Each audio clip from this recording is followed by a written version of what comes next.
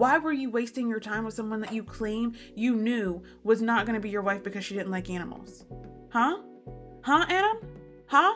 Hi guys, welcome to Jasmine's Watch Party. My name is Jasmine, and today we're diving into episode 1 of season 20 of Married at First Sight. Before we get started, go ahead and hit that subscribe button so you can stay up to date on any of my future uploads, and let's dive right on in. So first up, we have our new experts, Pastor Cal, Dr. Pepper. They're out. Dr. Lisa and Dr. Paul Brunson are in, apparently. I don't know anything about them, and they have a lot to prove to me because what I saw this episode was not it. It was not it. It was not okay. I understand that we are making a reality TV show and these are probably decisions made by casting directors, but if that is the case, we need to make these not real marriages that require real divorces. That is my stance on it, and I'm going to stand 10 toes down on that. We open up with the bachelor and bachelorette parties. I already did an entire video on that, so I'll do like a high-level overview for what's relevant in this episode. We meet Adam in the bachelorette party, Felipe, and Marissa. Adam, what you need to know is that he's a tech bro. He thinks very highly of himself. Confidence is not an issue. Actually, confidence is an issue. There's too much of it. There's way too much of it. He says that he's rich. He takes a jet ski everywhere instead of a car. Whatever. Felipe, he's kind of a lot. He likes to party. And he also, in his past, cheated and forgot about it for 2 years until he was reminded that he cheated. I don't know how a person does that, but apparently he did. So kudos to him. We also meet Marissa in that same little snippet, and she lets us know that she likes to take tequila shots at weddings. That is very important. It seems like a very small detail. It actually turns out to be a very important detail. We go into the matchmaking session where the experts are talking about what they look for when they are doing their matches. They're full of it. That's all I'm going to say. They say compatibility, emotional availability, readiness, and sexual attraction. That sounds so good on paper until you see what their diabolical behavior has put together. Okay, we start with Adam and Marissa as the first pairing that they introduce us to. Adam says that he's been looking for his wife since he was 18. Lies. Absolute lies. And it's going to come out that it's a lie. It's going to become very clear that it is a lie very quickly. So he says that he is still single because it's not hard to find someone. It's just hard to find the right someone. Well, don't you think, Adam? If it wasn't hard to find your exact person, everybody would be with their exact person. There's 7 billion people in the world. What did you expect? Actually, I know what you expected. You expected that it would be easy for you because you think that you're God's gift to this earth. And I'm here to tell you, you're not. You're not. Your ego is so inflated for no good reason. Like, I just don't get it.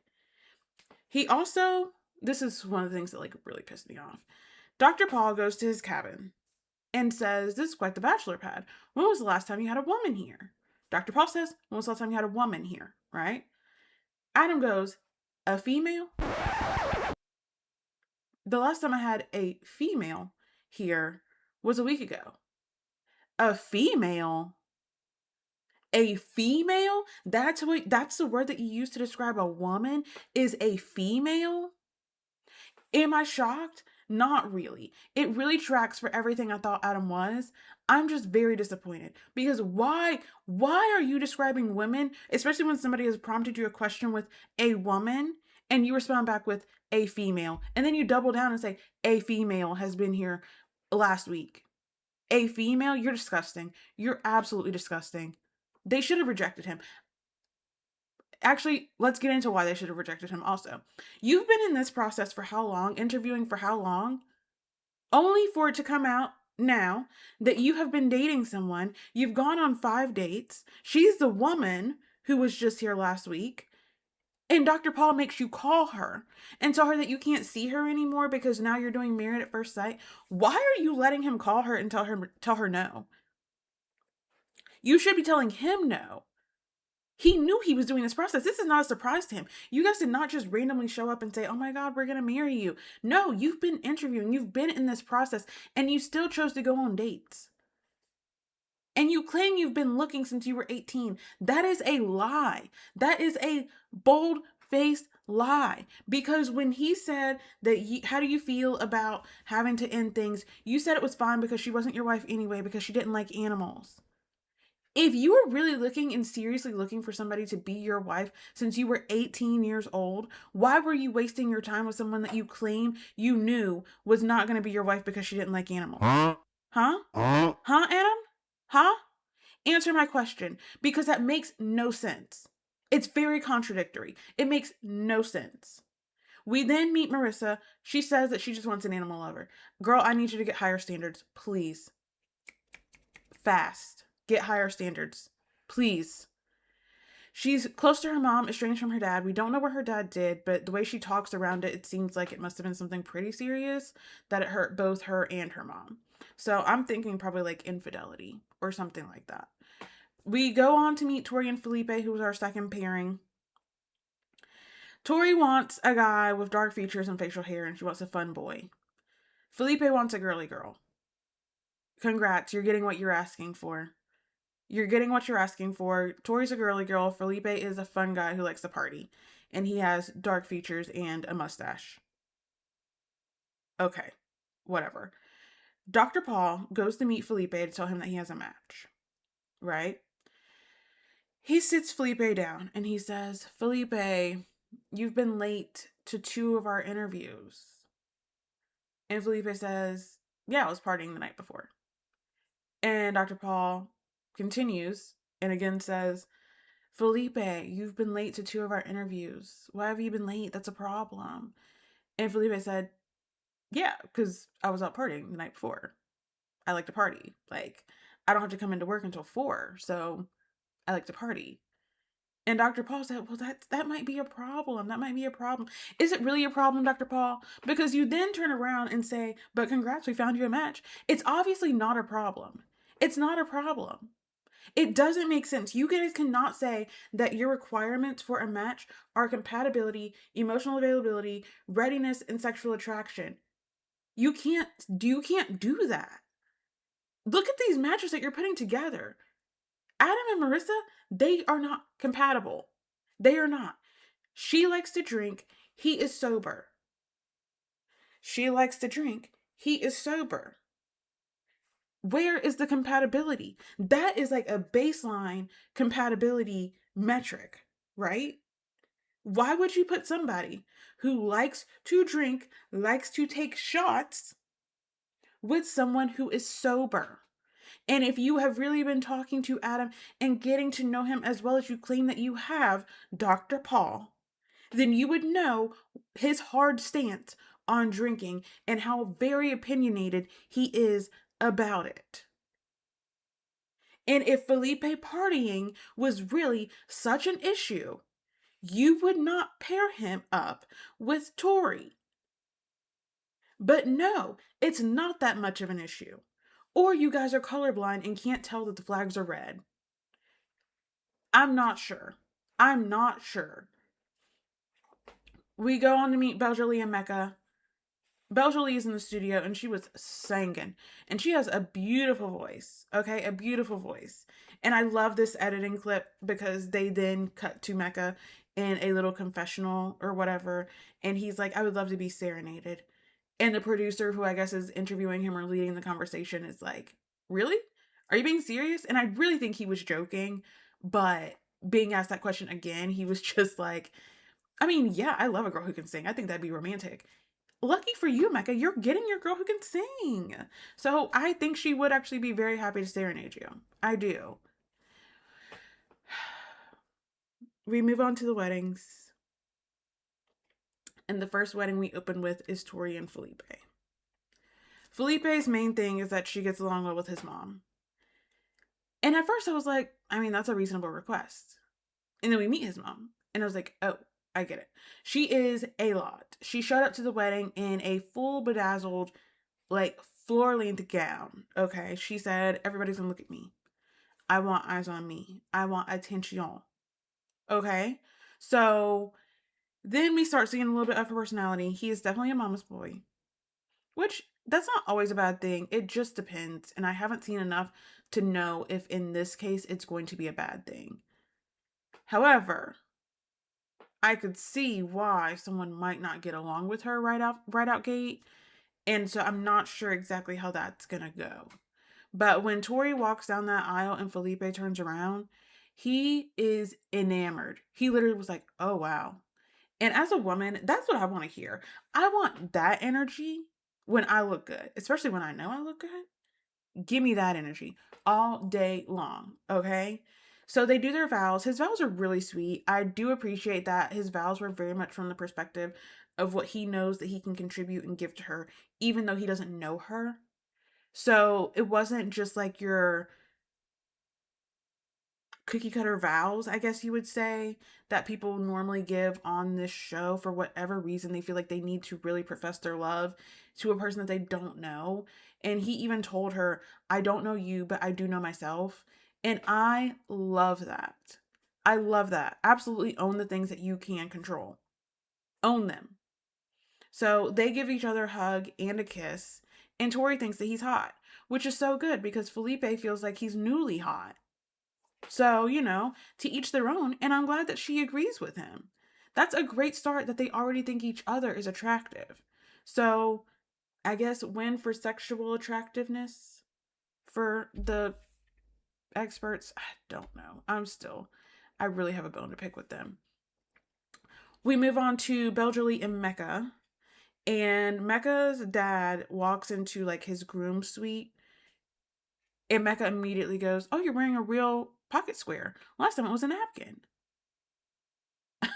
Why would you say that? Why would you put your daddy on blast like that? But I love their relationship. I love their relationship. It reminds me a lot of my relationship with my dad in the way that it's just like such a key every time.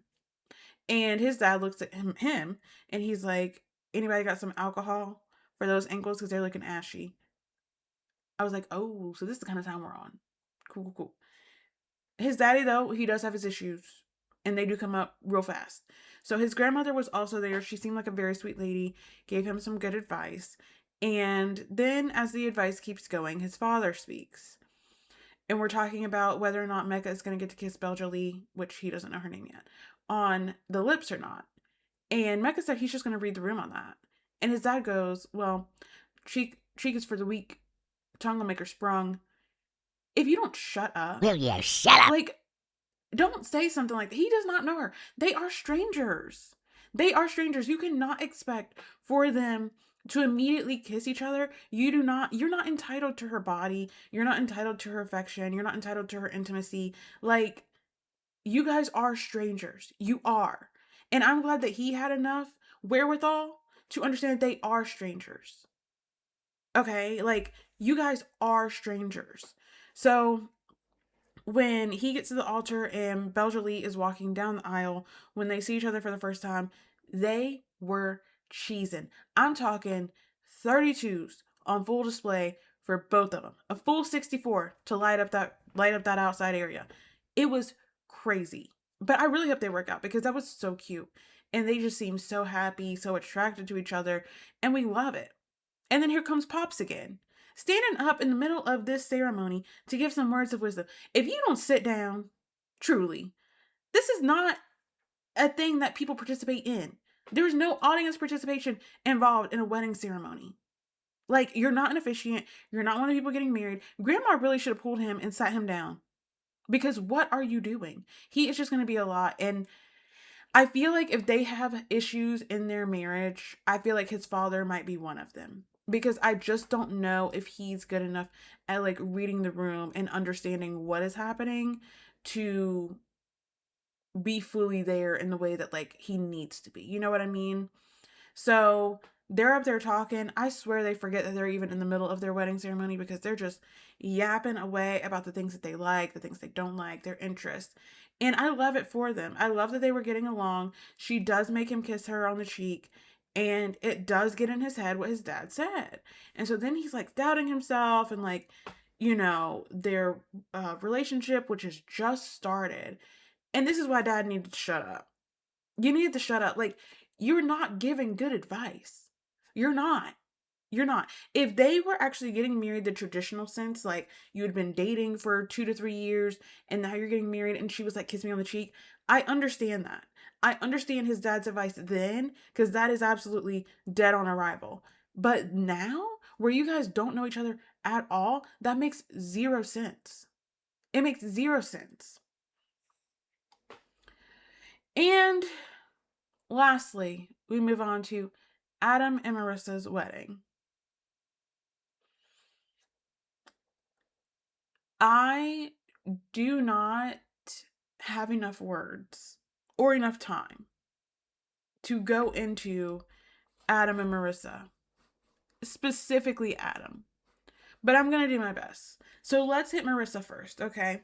Marissa does not invite her dad to the wedding, which that was not a shock to me because you guys are estranged, okay? They send each other gifts. Adam sends her a pickleball, goggles, and this red thing. And I was with Marissa when she was like, what the heck is this? Because what is that? And her friend was like, I think it's a kill switch for like a boat or a jet ski. I think he has a boat. Why would you send that to her? As a gift? You sent her a pickleball, goggles, and a kill switch to your boat or jet ski? Are you kidding me? Like, you have no awareness for anyone else. What is she gonna do with those things? Nothing. She's not going to do anything with them. They were all about you and not at all about her. And you know what? That tracks. That really does track. She sent him an airplane bottle of what I believe to be Jim Beam and a journal because she likes to journal, she likes to read. He saw the alcohol bottle and said, oh, that's a red flag. Adam, she does not know you. She does not know that you don't drink. She doesn't know that. She didn't send you a full-size bottle and say, hey, drink this before we go get married. Like, what is your... Adam. So, his friend tells him, you have to remember she doesn't know who you are. She doesn't know that you don't drink. Thank you, friend. That has some common sense. He has such an inflated ego, though. Such an inflated ego. And he's just analyzing this gift to death. And he's like, I don't see anything about being active here. And one of his other friends is like, so what are you going to do if she's like not active? His response to that, instead of being like, oh, I'd accept it, or we'll just cross that bridge when we get to it. Any normal, sane response. No. What is Adam's response? Well, I've coached many people to be athletes. Why is that your response? You gotta be kidding me. You are a terrible person. You are a terrible person. You don't care about anyone except for yourself. And then he continues to go on over analyzing the gift, talking still about how the alcohol is a red flag. Meanwhile, Marissa's over there in her bridal suite taking shots of Fireball. I know that's right. Do your thing, girl. Even as she's pulling up to the altar, she's like, I need another shot of Fireball. I feel you. Adam, get off your high horse. You have no justification in being so high and mighty. You really don't. You really think you're like God's gift to the earth and you're this fine specimen. You're not. You're not. At all. And honestly, seeing your personality, it makes so much sense why you're single. The girl who you called and dumped on the phone, she dodged a bullet. This was a blessing in disguise for her. She was in for a miserable time with you because you are a miserable person who will end up making someone else miserable. You are going to steal Marissa's light. By the end of this season, she will be dim. She will. Like, there is no... Unless you guys split. Unless you guys split. Because why do you think that your way is the only way of doing things? He starts going on and on about how alcohol is so bad for you, and we all know it's not good for you, but you act like she is doing heroin, that she sent you heroin. She did not. She sent you an airplane-sized bottle of Jim Beam. Calm down. Calm down. He's like, oh, why would I want to drink these empty calories, these carcinogens? I'm trying to retire by the time I'm 40. I can't retire by the time I'm 40 if I'm drinking. You gotta be fucking kidding me. My God, get a grip. Please, get a grip. It's okay. Many people have a drink and they still retire at a reasonable time. An airplane-sized bottle of Jim Beam should not be sending you into a spiral the way that it currently is. You are the biggest red flag. The biggest. Marissa's mom gives her a bracelet, and a diamond bracelet, and says the diamonds are for you to remember how beautiful you are. The links are for you to remember how strong you are. She's going to need that reminder. because I can guarantee he's going to try and humble her. He's going to try and take her down a peg, and he's not going to want to do anything other than the way that he wants to do it. And that's that. Like, it sucks. I do not know why these experts put them together, which is why I wanted to point out that they said that they're going off of compatibility, emotional availability, readiness, and sexual attractiveness. Like, no, you're not. You're not. Dr. Paul Brunson even said Adam is like a tin man. And I think that Marissa is going to get him to realize that he has a heart, and like she can warm him up and she can crack him. No, no, no. Women do not need to be fixing men, and we need to stop setting them up to be fixing a man. Okay? We don't need to do that. Why are you putting her with him? If she is a vulnerable, open person, she needs to be put with someone else who is ready to give the same in return to her. She does not need to be working on him, trying to get him to also be vulnerable, open, and realize that he has a heart. I don't think he does. He is a terrible person. You do not need to put him with her to try and improve him. No, that's not what this is. And my thing is, if we want to make this show mainly for entertainment value, that is fine. But do not make these marriages legally binding. Making someone marry someone who they don't know and they are trusting you to put them with someone they will be compatible with, only for them to then have to go get a real divorce after this, is crazy. That is diabolical. Like, it's not okay. And I do have a feeling that at the end of this, she's going to need real therapy, because he is a true piece of work. He is. And if he is talking this way already, imagine once he gets to know her and he starts nitpicking and finding flaws and all this other stuff, imagine all the things he's going to have to say after that.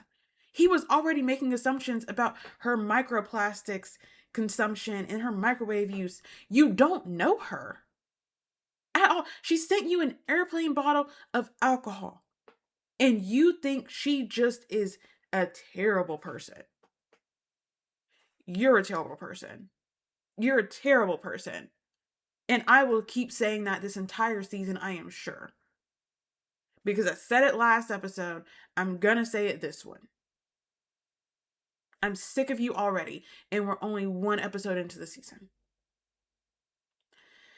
Anyway, Marissa gets to the aisle. They turn around, see each other, and their jaws drop because apparently they know each other. And that is where the episode ends. So we don't know how they know each other. I'm hoping it's just in passing or something. But they apparently do know each other. This should be interesting. I'm wondering how well she knows him, because hopefully she knows him well enough that she should not marry him. I don't think that's the case, though, because I'm pretty sure they do actually get married, which is just so sad and so unfortunate. However, I am enjoying this new format of what I've seen of it so far. I love that we got 3 weddings in this one episode. I love the sneak preview of what's coming up in the season with like a group session. And I think that's going to provide a lot of drama, a lot of messiness. And I am set for it. I am very much looking forward to just seeing how all things unfold, seeing if any of these couples end up being compatible, end up sticking together. And I will be sat right back here. The next episode comes out on Thursday. So I will be back here on Friday with a recap of episode 2. I will also be here again on Thursday to recap The Ultimatum, which comes out on Wednesday on Netflix. And I hope that you guys will also be back here on Thursday and Friday to recap with me. So if you enjoyed this video, please go ahead and give it a like, give it a subscribe. That way you don't miss any of my coming uploads. And leave me a comment letting me know what you think, especially if you watch the episode. I would love to know your hot takes, what you think overall of Adam, overall of all the couples. And I will see you guys back here on Thursday. Bye!